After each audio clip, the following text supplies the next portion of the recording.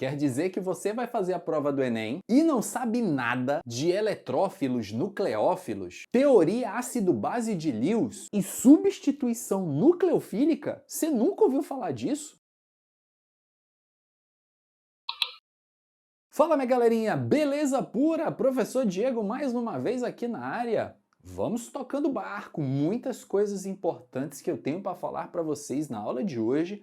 E a aula de hoje é assunto pesado, assunto importante. Química inorgânica aliado a aplicações em química orgânica. Vamos falar um pouquinho, galera, sobre teoria ácido-base de Lewis.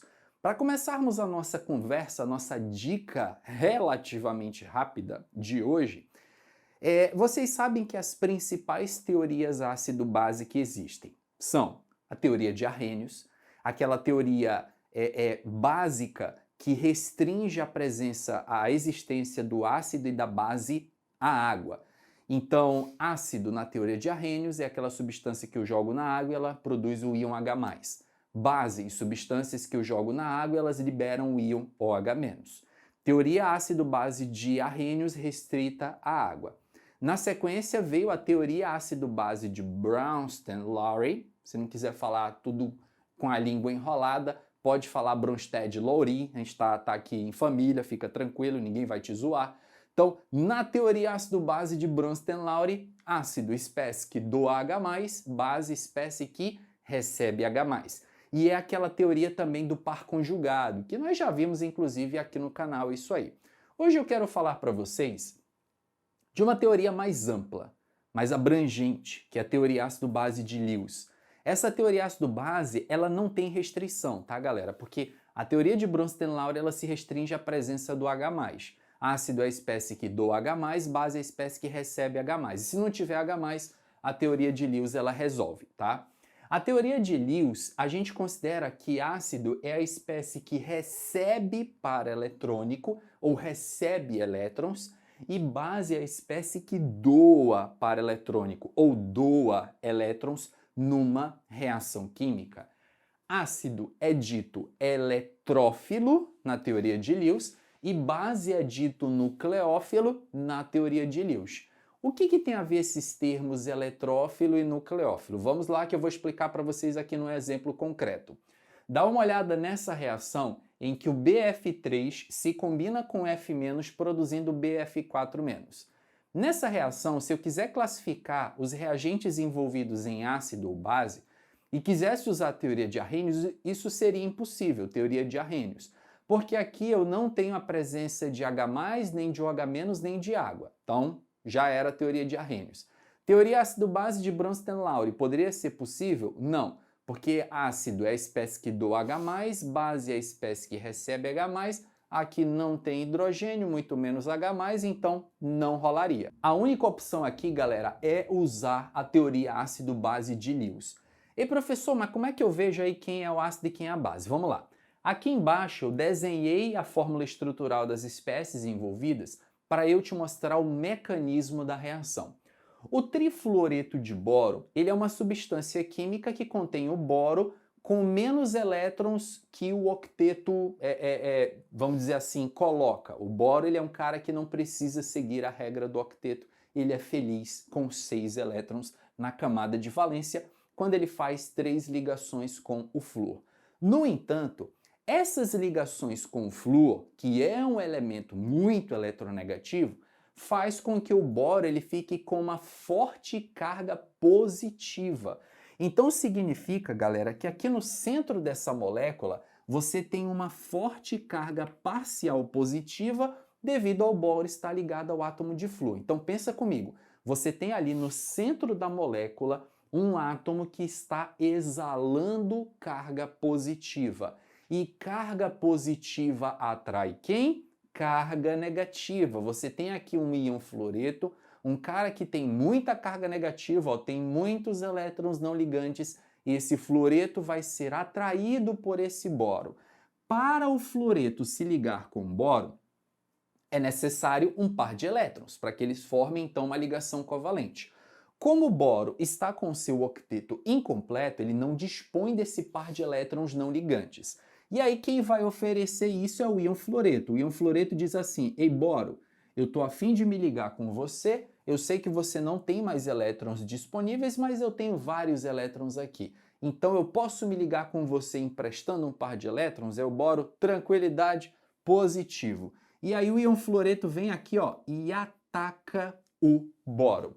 Quando a gente fala ataca, no sentido de ele vai lá e vai se juntar ao boro para se ligar com ele, beleza? O que aconteceu aqui, gente, foi então que esse flúor se ligou com o boro, ó, e aqui vocês estão vendo o boro com 4 átomos de flúor ao seu redor. Essa carga negativa na estrutura é devido à carga negativa do íon fluoreto. Tem a ver com carga formal, mas não vou tocar nesse ponto aqui, senão a gente vai complicar muito o meio de campo. Agora, o que vocês estão vendo aqui, ó, é que houve a formação de uma ligação coordenada entre flúor e boro. Essa reação, para ela acontecer, alguém teve que doar os elétrons. E a pergunta que eu faço é: quem que está dando elétrons aqui no reagente? Vocês conseguem ver? Bom, professor, quem está dando elétrons é o flúor, né? Porque o flúor pegou os elétrons dele e emprestou aqui para o boro para ele se ligar. Pois é, espécie que doa par eletrônico é base na teoria de Lewis. Então, o íon fluoreto aqui é a base na teoria de Lewis. E o boro foi a espécie química que recebeu esses elétrons. Quando eu falo boro, eu estou me referindo à molécula de BF3, porque o boro aqui não está sozinho, tá? Então, o boro da molécula de BF3 recebeu esse par de elétrons. Quem recebe par de elétrons é ácido na teoria de Lewis. Então, a gente conseguiu identificar aí quem é o ácido e quem é a base. Vocês viram que eu escrevi aqui que base é chamada de nucleófilo. Então, o íon F-, ele é um nucleófilo. Professor, por que as bases elas são chamadas de nucleófilos? Porque a palavra nucleófilo significa filos núcleo, ou seja, gosta de núcleo. Núcleo lembra carga positiva. Gosta de carga positiva. Para gostar de carga positiva, tem que ter carga negativa ou tem que ter um par de elétrons não ligantes. A base é a espécie que doa par eletrônico. E por que ela doa? Porque ela gosta de carga positiva. Quem doa elétrons gosta de carga positiva. Daí ele ser um nucleófilo. Isso aqui que vocês viram, galera, que eu falei, o flúor ataca o boro, na química do ensino superior e até em muitas questões de vestibulares atuais, isso tem um nome, tá? Porque os vestibulares estão começando a cobrar isso aí, e isso se chama ataque nucleofílico. É quando aquela espécie química que tem carga negativa ou um par de elétrons não ligante vai lá e se junta com a outra espécie. Mas a pergunta que não quer calar é: professor, como é que eu vou saber que a base é um nucleófilo? Como é que eu vou saber identificar? Normalmente, galera, a gente diz que uma espécie química é uma base na teoria de Lewis, e claro, isso vai depender de como ela está se comportando na reação, mas na grande maioria dos casos, são espécies químicas que têm pares de elétrons não ligantes, ó, pares de elétrons não ligantes, ou que têm carga negativa. Geralmente, numa reação, quem tem essa característica, ou as duas, vai atuar como base, vai atuar como um nucleófilo. E por que o ácido, galera, na teoria de Lewis, ele é chamado de eletrófilo? Porque a palavra eletrófilo significa gosta de elétrons. Quem gosta de elétrons gosta de receber elétrons, ó, espécie que recebe elétron. Quem recebe elétron gosta de elétron. Daí então o nome é eletrófilo. Professor, como é que eu identifico um ácido de Lewis? Ácido de Lewis, galera, é aquela espécie que ou tem o octeto incompleto, como é o caso aqui do boro, acontece muito também com o alumínio, quando faz algum tipo de ligação com grande caráter covalente, tem o octeto incompleto, ou tem carga positiva, que aí se tiver o octeto incompleto ou tiver carga positiva, é uma espécie que de alguma forma pode receber par eletrônico. Então, normalmente, quando eu vou ali classificar uma reação, eu bato o olho nesses critérios para dizer se o cara é um ácido na teoria de Lewis. Agora, galera, muito mais importante do que você saber a teoria ácido-base de Lewis é você conhecer uma aplicação fundamental disso aí, que é na química orgânica, são as reações de substituição nucleofílica. Lembrando que o Enem já trouxe esse termo nucleófilo algumas vezes aí na prova e vai que esse ano ele resolve cobrar alguma coisa de substituição nucleofílica, você precisa ter alguma noção. Uma reação de substituição nucleofílica bem característica é a reação de substituição nucleofílica que acontece com haletos. Lembra que quando eu falo substituição nucleofílica, para e pensa comigo. Eu vou substituir um nucleófilo por outro nucleófilo. E nucleófilos são bases de íons que são espécies químicas que têm pares de elétrons não ligantes ou têm carga negativa. Quando você olha para essa reação aqui que eu escrevi no quadro, olha para o reagente e diz para mim, quem é nucleófilo? Ah, professor, nucleófilo é o OH-, né, professor? E esse cara aqui é o nucleófilo, porque ele tem carga negativa, não é isso? Sim. Olha aqui no produto agora da reação e diz para mim quem é nucleófilo. Pô, professor, o nucleófilo aqui é o Cl-, porque ele é o cara que tem carga negativa, tô certo? Sim. Então vocês perceberam que para essa reação acontecer, em termos simples, eu substituí a hidroxila pelo cloreto. Eu troquei um pelo outro. Ó. A hidroxila entrou, o cloreto saiu. Eu acho que fica claro por que então que a reação se chama substituição nucleofílica. Porque você está trocando um nucleófilo por outro. Até aí, beleza? Ok, só que vamos além. Eu queria explicar para vocês como é que acontece o mecanismo dessa reação e aqui vai a parte mais aprofundada do assunto, tá? Por que essa substituição nucleofílica ela ocorre? Como é o mecanismo dessa reação? Galera, o que acontece aqui é o seguinte. Lembrem-se que o cloro ele é um cara mais eletronegativo que o carbono. O cloro, portanto, tem carga parcial negativa e ele deixa esse carbono com carga parcial positiva. Lembrem-se que carga positiva atrai o OH-, que é um nucleófilo. O que vai acontecer, portanto, é que o OH- vai pegar um dos seus pares de elétrons e vai ser atraído por este carbono que tem carga elétrica positiva. Quando o OH-, que é um nucleófilo, atacar o carbono, ataque nucleofílico, ele vai precisar expulsar o outro nucleófilo, porque não dá para eu ter esses dois nucleófilos juntos no mesmo carbono. Um vai ter que entrar, o outro vai ter que sair. E aí o cloro vai fazer o que então? Ele vai pegar esse par de elétrons aqui, ó, já que ele é mais eletronegativo, essa ligação vai quebrar. Quando essa ligação quebrar, o cloro pega e sai com o par de elétrons dele. Bom, quando acontecer então esse ataque nucleofílico, o que nós vamos ter aqui? Ó? Essa hidroxila vai, portanto, se ligar com carbono, ela vai substituir o cloro. Nós teremos aqui, tanto faz eu escrever a hidroxila como à esquerda como à direita, tá? Isso não vai mudar nada. Nós temos aqui o carbono com seus 3 hidrogênios. A hidroxila agora que entrou, ela fez o ataque nucleofílico e expulsou o cloro na forma de íon cloreto, ó, na forma de Cl-, o cloro saiu daqui com o seu par de elétrons, beleza? Ok, nós estamos falando aqui, gente, de dois nucleófilos. Quais são os dois nucleófilos que nós estamos trabalhando nessa reação? Nós estamos trabalhando com o nucleófilo OH- e nós estamos trabalhando com o nucleófilo Cl-. Uma reação de substituição nucleofílica ela só pode acontecer se o nucleófilo mais forte entrar e expulsar o nucleófilo mais fraco. Eu não sei se vocês vão me perguntar aqui nos comentários ou se vocês estão se perguntando a essa altura do vídeo o seguinte: professor, mas peraí, o Cl- foi expulso, mas ele também não é o nucleófilo? Sim. Então por que esse Cl- não volta a atacar de novo o carbono, já que o carbono tem carga positiva, porque ele está ligado ao oxigênio que tem carga negativa?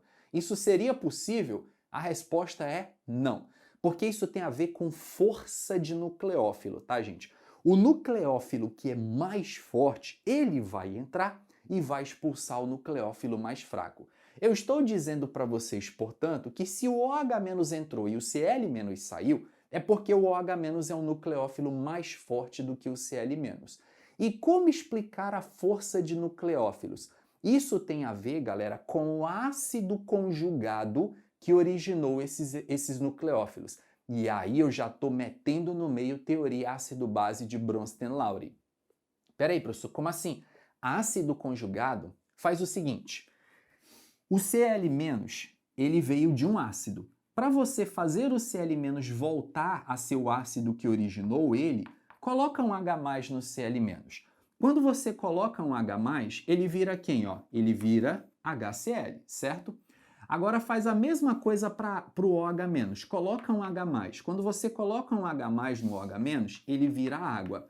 Portanto, a água é o ácido conjugado do OH- e o HCl é o ácido conjugado do Cl-. Existe uma regra básica na química, regra geral, que diz que fortes produzem fracos e fracos produzem fortes. Isso significa o seguinte, um ácido que é considerado forte vai produzir um conjugado que é fraco e um ácido que é fraco vai produzir um conjugado que é forte. Vamos lá. É viagem isso aí, né, professor? Viagem, tá? A química aqui um pouquinho mais avançada. Entre água e HCl, qual desses dois vocês acham que é um ácido mais forte? Bom, professor, é óbvio que o HCl é mais forte que a água, né? Até porque quando a gente joga o HCl na água, o HCl libera o H+, né? Beleza. Então vamos escrever aqui do lado do HCl, galerinha. Vamos escrever assim, ó, ácido... Cadê? HCl é um ácido forte, tá? HCl é um ácido forte e a água comparada com HCl é um ácido fraco. Ora, se o HCl é um ácido forte, o Cl-, que é a sua base conjugada, será uma base fraca. Ácidos que são fortes, eles se ionizam muito na água, produzem uma base conjugada e essa base pouca tendência tem de agarrar o H+ de volta e formar o ácido de origem. Por isso que ácido forte produz base conjugada fraca. A água é um ácido fraco, isso significa que ela quase não libera H+. Então, se a água liberar um H+, ela vai produzir o OH-, que é uma base conjugada que é forte. Ácidos fracos produzem bases conjugadas fortes. Portanto, vocês puderam ver aqui que o OH- ele tem um poder de base de Lewis, claro, tá, gente? Tem um poder de base mais forte do que o Cl-. Portanto, essa reação em que eu troquei os nucleófilos, o nucleófilo mais forte entrou e o mais fraco saiu, ela acontece. Agora, se fosse o contrário, se essa reação estivesse caminhando ao contrário, e eu quisesse colocar o Cl- no lugar do OH-, isso não seria possível, porque o Cl- como nucleófilo, ele é mais fraco do que o OH- como nucleófilo. Beleza? Complicado esse negócio aí, né, minha galerinha? Química avançada, mas ficar de olho que, sei lá, vai que isso aparece na prova do Enem. Você, meu querido aluno, meu inscrito aqui do canal, tem que se diferenciar da multidão e tem que saber isso aí. Agora, eu quero saber aqui nos comentários se vocês sabiam disso, se vocês tinham alguma noção disso aí, coloquem aqui para eu poder conhecer, para eu poder saber como é que está o conhecimento dos meus inscritos aqui e até mesmo para com esse termômetro produzir futuros materiais que sanem essa dificuldade.